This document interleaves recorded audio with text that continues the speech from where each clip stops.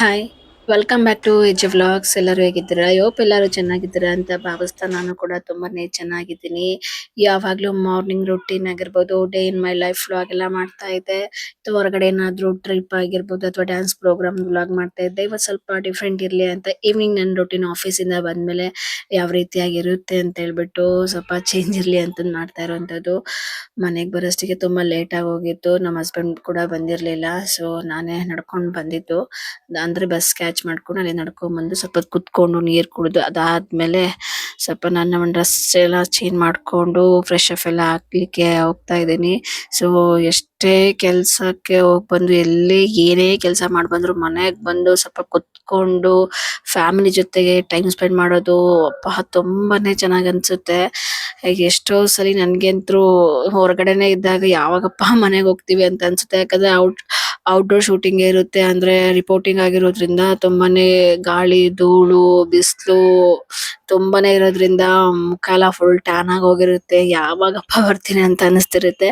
ಇನ್ನೊಂದ್ ಕಡೆ ಕೆಲ್ಸನೂ ಮಾಡ್ತಾನೆ ಹೋಗ್ಬೇಕಾಗುತ್ತೆ. ನಮ್ಮ ಒಂದು ವೃತ್ತಿ ಏನಿರುತ್ತೋ ಅದನ್ನ ಕಂಪ್ಲೀಟ್ ಮಾಡ್ಬೇಕಿಲ್ಲ ಅಂದ್ರೆ ನಮಗೂ ಒಂದ್ ಸಂಬಳ ಅಂತ ಬರ್ಬೇಕಂದ್ರೆ ಯಾರು ಹಾಗೆ ಕೊಡಲ್ವಲ್ಲ. ಹಾಗಾಗಿ ಸೊ ಮನೆಗ್ ಬಂದು ಫ್ರೆಶ್ ಅಪ್ ಆದ ತಕ್ಷಣ ಎಷ್ಟು ರಿಫ್ರೆಶ್ ಅನ್ಸುತ್ತೆ ಅಂತ ಅಂದ್ರೆ ಕೆಲವೊಂದ್ ಸಂದರ್ಭದಲ್ಲಿ ತುಂಬಾನೇ ಸುಸ್ತಾಗಿತ್ತು ಅಂದ್ರೆ ಸ್ನಾನ ಮಾಡ್ಕೊಂಡ್ ಬಿಡ್ತೀನಿ. ಇಲ್ಲಾಂದ್ರೆ ಅಷ್ಟೇನು ಟೈರ್ಡ್ ಅನ್ಸಿಲ್ಲ ಅಂತ ಅಂದ್ರೆ ಸ್ವೆಟ್ ಏನು ಜಾಸ್ತಿ ಆಗಿಲ್ಲ ಅಂತ ಅಂದಾಗ ಏನು ಮಾಡ್ಕೊಳಕ್ ಹೋಗಲ್ಲ. ಅದಾದ್ಮೇಲೆ ರೆಡಿ ಎಲ್ಲ ಆಗ್ಬಿಟ್ಟು ಅಂದ್ರೆ ಫ್ರೆಶ್ ಅಪ್ ಎಲ್ಲ ಆಗಿ ಡ್ರೆಸ್ ಚೇಂಜ್ ಮಾಡ್ಕೊಂಡು ಅಂದ್ರೆ ದೇವ್ರಿಗೆ ಫಸ್ಟ್ ನಾನು ಪ್ರೇಯರ್ ಮಾಡಕ್ಕಿನ ಮುಂಚೆ ನಾನ್ ಮಿರರ್‌ಗೆ ನಾನು ಯಾವಾಗ್ಲೂ ಹೈ-ಫೈ ಮಾಡ್ಕೊಂತ ನನಗ್ ನಾನು ಸೆಲ್ಫ್ ಲವ್ ಮಾಡ್ಕೊಂತೀನಿ. ಅದಾದ್ಮೇಲೆ ಬಂದ ತಕ್ಷಣ ಫ್ರೆಶ್ ಅಪ್ ಆಗ್ಬಿಟ್ಟು ಉಳ್ದಿದ್ ಕೆಲ್ಸ ಎಲ್ಲ ಕಸ ಎಲ್ಲ ಗುಡಿಸ್ಕೊಂಡು ವೇಟ್ ಕೂಡ ಚೆಕ್ ಮಾಡ್ಕೊಂಡೆ.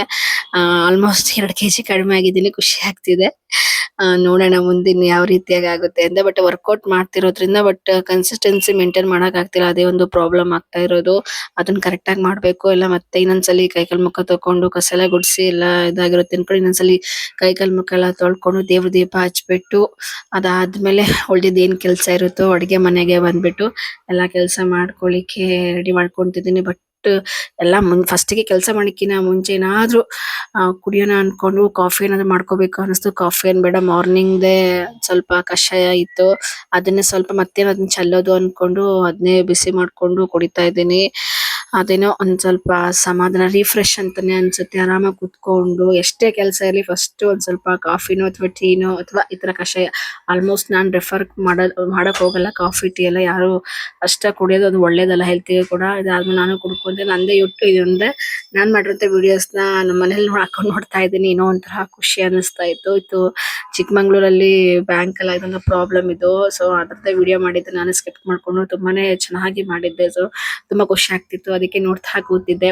ಇದಾದ್ಮೇಲೆ ಕಷಾಯ ಎಲ್ಲ ಕುಡ್ದಾದ್ಮೇಲೆ ಮನೇಲಿ ತುಂಬಾ ಬಟ್ಟೆ ಇದ್ವು. ಫಸ್ಟ್ ಬಟ್ಟೆ ಎಲ್ಲ ವಾಶ್ ಮಾಡ್ಲಿಕ್ಕೆ ಹಾಕಣ. ಯಾಕಂದ್ರೆ ಮಾರ್ನಿಂಗ್ ಟೈಮ್ ಸಿಕ್ಕರೆ ಮಾರ್ನಿಂಗ್ ಮಾಡ್ತಿರ್ತೀನಿ. ಅಂದ್ರೆ ಬಟ್ಟೆ ಎಲ್ಲ ಹಾಕ್ತಿರ್ತೀನಿ. ಬಂದಿದ್ದೆ ನಾನು ಆಫೀಸಿಂದ ಆಲ್ಮೋಸ್ಟ್ ಟೈಮ್ 8 ಗಂಟೆ ಆಗೋಗಿತ್ತು. ಇವತ್ತು ಹಸ್ಬೆಂಡ್ ಬೇರೆ ತೋಟಕ್ಕೆ ನೀರ್ ಬಿಡ್ಬೇಕು ಅಂತ ಊರಿಗೆ ಹೋಗಿದ್ರು. ನಾನು 2 ಬಸ್ ಕ್ಯಾಚ್ ಮಾಡ್ಕೊಂಡು ಅಲ್ಲಿಂದ ನಡ್ಕೊಂಡ್ ಬರೋಷ್ಟಿಗೆ 8:15 ಆಗೇ ಹೋಗ್ಬಿಡ್ತು. ಮನೆಗ್ ಬಂದು ಇಷ್ಟೆಲ್ಲ ಕೆಲಸ ಮಾಡಿ ಮತ್ತೆ ಈಗ ಮೆಂತೆ ಟೀನು ಇತ್ತು. ಬೆಳಗ್ಗೆ ಒಂದ್ ಸ್ವಲ್ಪ ಉಳ್ದಿತ್ತು. ಮತ್ತೆ ಅದನ್ನ ಚೆಲ್ಲೋದು ಮತ್ತೆ ಸಪ್ರೇಟ್ ಮಾಡ್ಕೊಳೋದು ಅಂತ ಅದನ್ನೇ ಮಾಡ್ಕೊಂಡು ಕುಡ್ದಿದ್ದು. ಅದಾದ್ಮೇಲೆ ಈಗ ಮತ್ತೆ ಹೊಟ್ಟೆ ಹಸಿತಿದೆ. ಲೈಟ್ ಆಗಿ ತಿಂದಿದ್ದು. ಮಾರ್ನಿಂಗ್ ಏನು ಅಷ್ಟೇ ತುಂಬಾ ಲೈಟ್ ಆಗಿರುತ್ತೆ. ಇವಾಗ ಸ್ವಲ್ಪ ಏನು ಬೇರೆ ಮಾಡ್ಕೊಳೋದೇನು ಅನ್ಕೊಂಡು ಈಗ ಫಸ್ಟು ಸ್ವಲ್ಪ ತುಂಬಾ ಹೊಟ್ಟೆ ಹಸಿತಿರೋದ್ರಿಂದ ಅದಕ್ಕೆ ಮೆಂತೆ ಟೀನ ಬಿಸಿ ಮಾಡ್ಕೊಂಡು ಕುಡ್ದಿದ್ದು. ಸ್ವಲ್ಪ ನೀರ್ ಹಾಕೊಂಡು ಸ್ವಲ್ಪ ಹನಿ ಬೇಕಂದ್ರೆ ನಿಮ್ಗೆ ಹಾಗೆ ಕುಡಿಬೇಕು ಅಂದ್ರೆ ಕುಡಿಬಹುದು. ಇಲ್ಲ ಅಂದ್ರೆ ಅದಕ್ಕಿನ್ನ ಸ್ವಲ್ಪ ನಮ್ಗೆ ಸ್ವೀಟ್ ಇರ್ಲಿ ಅಂತ ಅಂದ್ರೆ ಹನಿನು ಕೂಡ ಬೆರೆಸಿ ನೀವು ಕುಡಿದ್ರೆ ಇನ್ನೂ ಒಳ್ಳೇದು. ಅಂದ್ರೆ ಅದು ಕುಡಿಬೇಕು ಅಂತ ಅನ್ಸೋದಿಲ್ವಲ್ಲ. ಹಾಗಾಗಿ ಹನಿ ಹಾಕೊಂಡ್ರೆ ನಿಮ್ಗೆ ಅದು ಕುಡಿಬಹುದು. ಹಾಗಾಗಿ ಹೇಳಿದ್ದು. ಇದಾದ್ಮೇಲೆ ತುಂಬಾ ಹೊಟ್ಟೆ ಹಸಿತಿದೆ. ಈಗ ಸ್ವಲ್ಪ ಬ್ರೆಡ್ ಇದೆ. ಸ್ವಲ್ಪ ಚೀಸ್ ಕೂಡ ಇದೆ. ಅದಕ್ಕೆ ಬ್ರೆಡ್ ಚೀಸ್ ಮಾಡ್ಕೊಂಡು ತಿನ್ಬೇಕು ಫಸ್ಟ್. ನಾನು ಸಿಕ್ಕಾಪಟ್ಟೆ ಹೊಟ್ಟೆ ಹಸಿತಿದೆ. ಸೊ ಅದನ್ನ ತುಂಬಾ ಸಿಂಪಲ್ ಆಗಿ ಮಾಡ್ಕೊಂತೀನಿ. ಅದು ಯಾವ ರೀತಿಯಾಗಿ ಮಾಡ್ತೀನಿ ಅಂತ ನಿಮ್ಗೆ ತೋರಿಸ್ತೀನಿ.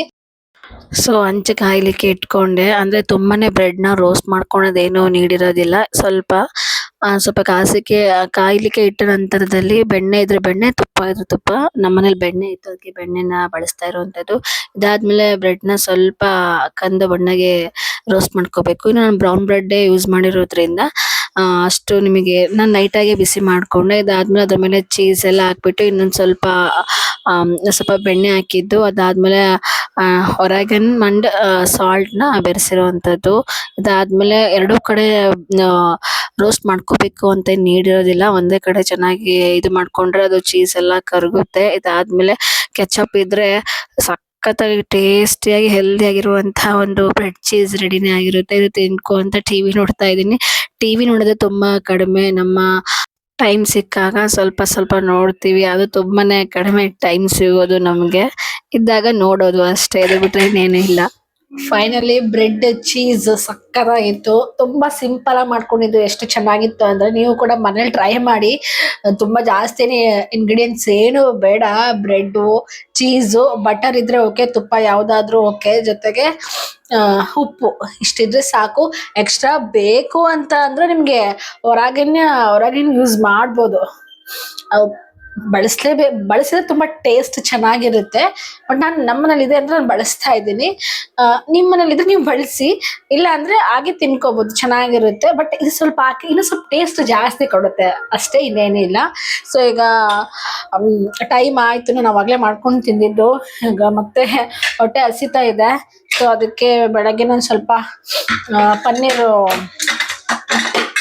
ಪನ್ನೀರ್ ಬಟರ್ ಬಿರಿಯಾನಿ ಮಾಡಿದ್ದೆ. ತುಂಬಾ ಚೆನ್ನಾಗಾಗಿತ್ತು. ಒಂದ್ ಸ್ವಲ್ಪ ಉಳ್ದಿದೆ, ಅದಿಷ್ಟು ತಿನ್ಕೊಂಡ್ಬಿಡ್ತೀನಿ ಸುಮ್ನೆ.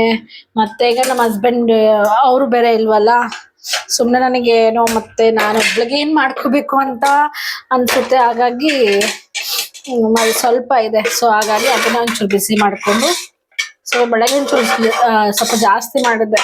ಯಾಕಂದ್ರೆ ಟೈಮ್ಸ್ ನಮ್ಮ ಹಸ್ಬೆಂಡ್ ಕೂಡ ಮನೆಗೆ ಅವಾಗ ಮಧ್ಯಾಹ್ನ ಊಟಕ್ಕೆಲ್ಲ ಬರ್ತಿರ್ತಾರೆ. ಹಾಗಾಗಿ ಒಂದ್ ಸ್ವಲ್ಪ ಜಾಸ್ತಿನೇ ಮಾಡಿರ್ತೀನಿ. ಮತ್ತೆ ಅವ್ರು ಬಂದು ಕೆಲ್ಸದಿಂದ ಬಂದು ಮತ್ತೆ ಮಾಡ್ಕೊಳೋದೇನು ಅಂತ ಒಂದಿಷ್ಟು ಮಾಡಿ ಇಟ್ಟಿರ್ತೀನಿ. ಬಟ್ ಈಗ ಅವ್ರು ಬಾಕ್ಸ್ ಕಟ್ಕೊಂಡು ಹೋದ್ರು ಊರಿಗೆ, ಹಂಗೆ ಎಲ್ಲ ಊರಲ್ಲಿ ತಿನ್ಕೊಂತೀನಿ ಅಂದ್ರೆ ಟ್ರೈನಲ್ಲಿ ಹೋಗ್ತಾ ಇರುವಾಗ ತಿನ್ಕೊಂತೀನಿ ಅಂತ ಹೇಳ್ಬಿಟ್ಟು. ಇನ್ನು ಸ್ವಲ್ಪ ಉಳಿದಿತ್ತಲ್ವಾ, ವೇಸ್ಟ್ ಮಾಡಕ್ ಆಗೋದಿಲ್ಲ. ಹಾಗಾಗಿ ಇದನ್ನೇ ಬಿಸಿ ಮಾಡ್ಕೊಂಡು ತಿಂತೀನಿ. ಇಲ್ಲಾಂದ್ರೆ ನಾನು ರಾಜ್ಮಾ ಕೂಡ ನೆನ್ನೆ ಇಟ್ಟಿದ್ದೆ, ನಿನ್ನೆ ನೈಟು. ಅದನ್ನು ಕೂಡ ನಾನು ಸಲಾಡ್ ಮಾಡ್ಕೊಂಡು ತಿನ್ನಕ್ಕೆ ಅಂತ ನೆನ್ನೆ ಇಕ್ಕಿದ್ದು. ಬಟ್ ಅದು ನಮ್ಮ ಹಸ್ಬೆಂಡ್ ಇರ್ಲಿಕ್ಕೆ ನನಗೇನು ಮಾಡ್ಕೊಳಕ್ಕೆ ಇಂಟ್ರೆಸ್ಟ್ ಬರ್ತಿಲ್ಲ. ಸೊ ಪನ್ನೀರ್ ಇದನ್ನೇ ಒಂದ್ ಸ್ವಲ್ಪ ಐತೆ ಅಲ್ವಾ, ಹಾಗಾಗಿ ಇದನ್ನೇ ಒಂದ್ ಸ್ವಲ್ಪ ತಿನ್ಕೊಂಬಿಡೋಣ ಅಂತಂದು ಈಗ ಬಿಸಿ ಮಾಡ್ಕೊಂಡಿದ್ದೀನಿ. ಸ್ವಲ್ಪ ತಟ್ಟೆಗೆ ಹಾಕೊಂಡು ತಿನ್ನುವ. ಪನ್ನೀರ್ ಬೆಳಗ್ಗೆ ಮಾಡಿದ್ದಾದ್ರೂ ತುಂಬಾ ಟೇಸ್ಟಿ ಆಗಿತ್ತು. ತಿನ್ಕೊಂಡು ಅದಾದ್ಮೇಲೆ ಬಟ್ಟೆ ಎಲ್ಲ ವಾಶ್ ಮಾಡಿದ್ದೆ ಅಲ್ವಾ, ಅಂದ್ರೆ ಮುಂಚೆ ವಾಶ್ ಮಾಡಿದ್ದು ಹಾಗೆ ಇತ್ತು. ಅದನ್ನೆಲ್ಲ ತೆಗ್ದಿಟ್ಬಿಟ್ಟು ಅದಾದ್ಮೇಲೆ ಕಿಚನ್ ಎಲ್ಲ ಕ್ಲೀನ್ ಮಾಡ್ಕೊಂಡು ಪಾತ್ರೆ ಎಲ್ಲ ವಾಶ್ ಮಾಡಿ ಇಟ್ಕೊಂಡಿದ್ದೆ. ಆ ಪಾತ್ರೆ ಎಲ್ಲ ಕ್ಲೀನ್ ಆಗಿ ಜೋಡಿಸ್ಬಿಟ್ಟು ಅದಾದ್ಮೇಲೆ ಬಟ್ಟೆ ಎಲ್ಲ ವಾಶಿಗೆ ಹಾಕಿದ್ದೆಲ್ಲ ಬಟ್ಟೆನೂ ಒಣ ಹಾಕಿ ಮತ್ತೆ ಉಳ್ದಿದ್ದು ಏನೇನ್ ಕೆಲಸ ಇದೆಲ್ಲ ನೋಡ್ಕೊಂಡು, ಮತ್ತೆ ಪಾತ್ರೆ ಎಲ್ಲ ಇತ್ತು, ಪಾತ್ರೆ ಎಲ್ಲ ಕ್ಲೀನ್ ಆಗಿ ವಾಶ್ ಮಾಡಿಕೊಂಡು, ಕಿಚನ್ ಕ್ಲೀನ್ ಮಾಡಿದ್ರೆ ಏನೋ ಒಂಥರ ಸಮಾಧಾನ. ಅದು ನೈಟ್ ಟೈಮ್ ಅಲ್ಲೇ ಕ್ಲೀನ್ ಮಾಡ್ಕೊಂಡು ಇನ್ನೂ ತುಂಬಾನೇ ಒಳ್ಳೇದು. ಇಲ್ಲ ಅಂದ್ರೆ ಮಾರ್ನಿಂಗ್ ಟೈಮ್ ಅಲ್ಲಿ ಮಾಡ್ತೀವಿ ಅಂತ ಅಂದಾಗ ಜಿರಳೆ ಓಡಾಡೋದಾಗಿರ್ಬೋದು, ಇರುವೆ, ಸುಮ್ನೆ ಬೆಳಗ್ಗೆನೆ ಒಂಥರ ಮೂಡ್ ಔಟೇ ಆಗುತ್ತೆ. ಅಂದ್ರೆ ಬೇರೆ ಕೆಲಸ ಮಾಡಕ್ಕೆ ಇಂಟ್ರೆಸ್ಟೇ ಬರೋದಿಲ್ಲ. ಕಿಚನ್ ಕ್ಲೀನ್ ಮಾಡ್ಕೊಳೋದು, ಪಾತ್ರೆ ವಾಶ್ ಮಾಡೋದೇ ಅರ್ಧ ಟೈಮ್ ಹಿಡಿದೋಗ್ಬಿಡುತ್ತೆ. ಅದ್ರಲ್ಲಿ ಆಫೀಸ್ಗೆ ಹೋಗೋಂತ ಎಲ್ಲಾ ಹೆಣ್ಮಕ್ಳಿಗೆ ಇದು ದೊಡ್ಡ ಪ್ರಾಬ್ಲಮ್. ಹಾಗೆ ಎಷ್ಟೇ ಟೈಮ್ ಇದ್ರೂನು ಅಥವಾ ಇಲ್ದೇ ಇದ್ರೂನು ಸ್ವಲ್ಪ ಟೈಮ್ ಅಡ್ಜಸ್ಟ್ ಮಾಡ್ಕೊಂಡು ನೈಟೇ ಎಲ್ಲ ಕ್ಲೀನ್ ಮಾಡಿ ಇಟ್ಕೊಂಡ್ರೆ ತುಂಬಾನೇ ಒಳ್ಳೇದು. ಅದು ನಾನಂತೂ ಯಾವಾಗ್ಲೂ ಫಾಲೋ ಮಾಡ್ತೀನಿ. ಸಮ್ ಟೈಮ್ಸ್ ಏನಾದ್ರೂ ತುಂಬಾನೇ ಸುಸ್ತಾಗಿತ್ತು ಅಥವಾ ಹೊರಗಡೆ ಏನಾದ್ರೂ ಹೋಗ್ ಬಂದ್ಮೇಲೆ ಆಗ್ತಾನೆ ಇಲ್ಲ ಅಂತ ಅಂದಾಗ ಅವಾಗ ನಾನು ವಾಶ್ ಮಾಡೋದಿಲ್ಲ. ಬಟ್ ಮಾರ್ನಿಂಗ್ ಬೇಗ ಎದ್ಬಿಟ್ಟು ಎಲ್ಲ ಕ್ಲೀನ್ ಮಾಡ್ಕೊಂತೀನಿ. ಯಾಕಂದ್ರೆ ಅದಕ್ಕೆ ತುಂಬಾ ಟೈಮ್ ಕಿಲ್ ಮಾಡ್ಬಿಡುತ್ತೆ. ಇದರಿಂದ ತುಂಬಾ ನಮಗೂ ಮಾರ್ನಿಂಗ್ ಕೆಲಸ ಮಾಡಕ್ಕೆ ಇಂಟ್ರೆಸ್ಟ್ ಬರಲ್ಲ. ಮತ್ತೆ ಅರ್ಧಂಬರ್ಧ ಕೆಲಸ ಆಗುತ್ತೆ ಆಫೀಸಿಗೆ ಹೋಗೋದ್ರಿಂದ. ಇದಾದ್ಮೇಲೆ ರಾತ್ರಿ ನಾನು ಬಾದಾಮಿ ಮತ್ತು ಚಿಯಾ ಸೀಡ್ಸ್ ಎಲ್ಲ ನೆನಿಕ್ಬಿಡ್ತೀನಿ. ಅಂದ್ರೆ ಒಂದೊಂದ್ಸಲಿ ಬಾದಾಮಿ, ದ್ರಾಕ್ಷಿ ಈ ತರ ಎಲ್ಲ ನೆನಿಕ್ತಾ ಇರ್ತೀನಿ. ಅದು ತುಂಬಾನೇ ಮಾರ್ನಿಂಗ್ ಎದ್ದ ತಕ್ಷಣ ಕುಡಿಯೋದು ತುಂಬಾನೇ ಒಳ್ಳೇದು. ಇದಾದ್ಮೇಲೆ ಸ್ವಲ್ಪ ಸುಸ್ತಾಗ್ತಿತ್ತು. ನಮ್ಮ ಹಸ್ಬೆಂಡ್ ಜೊತೆಗೆ ಹಂಗೆ ಫೋನಲ್ಲಿ ಮಾತಾಡ್ತಾನೆ ಎಲ್ಲ ಬಟ್ಟೆ ಎಲ್ಲ ಮಡ್ಚಿಟ್ಟೆ. ಸೊ ಪ್ರತಿನಿತ್ಯ ಇದೇ ಕೆಲಸ ಆಗ್ತಿರುತ್ತೆ. ಅದಾದ್ಮೇಲೆ ಇಷ್ಟೆಲ್ಲ ಕೆಲಸ ಮಾಡ್ಕೊಂಡು ಅಷ್ಟಿಗೆ ಸುಸ್ತಾಗಿ ಹೋಗ್ಬಿಟ್ಟಿತ್ತು. ತಲೆ ಎಲ್ಲ ಸ್ವೆಟ್ ಆಗಿ ಹೋಗಿತ್ತು. ಹಾಗಾಗಿ ಸ್ವಲ್ಪ ಮಸಾಜ್ ಮಾಡ್ಕೊಂಡು, ಕೈಯೆಲ್ಲ ಮಸಾಜ್ ಮಾಡ್ಕೊಂಡು, ಅದಾದ್ಮೇಲೆ ಕೂಮಿಂದ ಮಸಾಜ್ ಮಾಡ್ಕೊಂಡೆ. ಅದಾದ್ಮೇಲೆ ನಾನು ಗ್ರಾಟಿಟ್ಯೂಡ್ ಎಲ್ಲ ಬರ್ಕೊಂಡು, ಮತ್ತೆ ನೆಕ್ಸ್ಟ್ ನಾಳೆದು ಏನ್ ಟೈಮ್ ಟೇಬಲ್ ಇದೆ ಅದನ್ನೆಲ್ಲ ಬರ್ದಿಟ್ಕೊಂಡು, ದೇವ್ರಿಗೆ ಒಂದ್ ಸ್ವಲ್ಪ ಪ್ರಾರ್ಥನೆ ಮಾಡ್ಬಿಟ್ಟು, ನಾನು ಡೈಲಿ ಪ್ರತಿನಿತ್ಯದ ರುಟೀನ್ ಇದೆ ಅಂತಾನೆ ಹೇಳ್ಬೋದು. ಏನು ಚೇಂಜಸ್ ಇಲ್ಲ. ಕೆಲವೊಂದು ಸಂದರ್ಭದಲ್ಲಿ ಮಾಡಕ್ಕೆ ಆಗಲ್ಲ ಅಂದಾಗ ಬೇಡ ಅನ್ಸ್ತಿರುತ್ತೆ, ಮಾಡೋದಿಲ್ಲ. ತುಂಬಾನೇ ಟೈಮ್ ಟೇಬಲ್ ಏನಾದ್ರೂ ಬರ್ದಿಟ್ಕೊಳ್ಳಿಲ್ಲ ಅಂದ್ರೆ ಅದು ತುಂಬಾನೇ ಕೆಲ್ಸ ಎಲ್ಲ ಉಲ್ಟಾ ಪಲ್ಟೆ ಹೋಗುತ್ತೆ. ಟೈಮ್ ಟೇಬಲ್ ಕರೆಕ್ಟ್ ಆಗಿ ಬರ್ದಿಟ್ಕೊಂಡ್ರೆ ಎಲ್ಲ ಕರೆಕ್ಟ್ ಆಗಿ ನಾವ್ ಏನೇನ್ ಮಾಡ್ಬೇಕು ಅನ್ನೋದು ಟೆನ್ಷನ್ ಇರೋದಿಲ್ಲ. ಇದನ್ನೇ ಮಾಡ್ಬೇಕು ಅದನ್ನೇ ಮಾಡ್ಬೇಕು ಅಂತ ಕರೆಕ್ಟ್ ಆಗಿ ಒನ್ ಬೈ ಒನ್ ಆಗುತ್ತಾ. ಇದಾದ್ಮೇಲೆ ಎಲ್ಲ ಕ್ಲೀನ್ ಆಯ್ತು. ಕಿಚನ್ ಕ್ಲೀನ್ ಆಗಿ ಎಲ್ಲ ಊಟ ಎಲ್ಲ ಮುಗೀತು. ಅದಾದ್ಮೇಲೆ ಫ್ರೆಶ್ ಅಪ್ ಎಲ್ಲ ಆಗಿ ಸೀರಮ್ ಹಾಕೊಂಡು ಮತ್ತೆ ಕ್ರೀಮ್ ಎಲ್ಲ ಹಚ್ಕೊಂಡು ದೇವರಿಗೆ ಪ್ರಾರ್ಥನೆ ಮಾಡಿ ನಾನು ಸ್ವಲ್ಪ ಮ್ಯಾನಿಫೆಸ್ಟ್ ಮಾಡ್ಕೊಂಡು ಸ್ವಲ್ಪ ವಾಕ್ ಮಾಡ್ಕೊಂಡೆ. ಸೊ ಇದು ನನ್ನ ಪ್ರತಿನಿತ್ಯದ ಒಂದು ಡೈಲಿ ರುಟೀನ್ ಅಂತಾನೆ ಹೇಳ್ಬೋದು. Evening routine. ಸೊ ಅದೇನೋ ಒಂಥರ ಖುಷಿ ಅಂತ ಅನ್ಸುತ್ತೆ ಈ ತರ ಇರೋದ್ರಿಂದ.